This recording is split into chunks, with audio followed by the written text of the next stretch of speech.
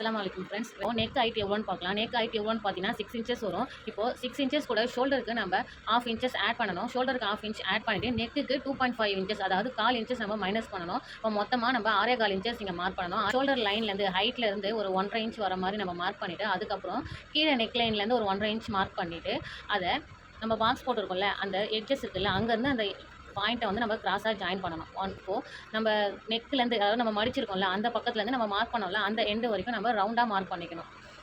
அவ்வளோதான் ஃப்ரெண்ட்ஸ். அந்த மாடலுக்கு நம்ம இவ்வளோ தான். இப்போ நம்ம இதை கட் பண்ணணும். கட் பண்ணிவிட்டு ஸ்டிச் பண்ணும்போது இப்போ அந்த எட்ஜஸ் பூரா வருது இல்லை முக்கோணம் மாதிரி அந்த இடத்துல நம்ம நாட் கொடுத்து ஸ்டிச் பண்ணணும்.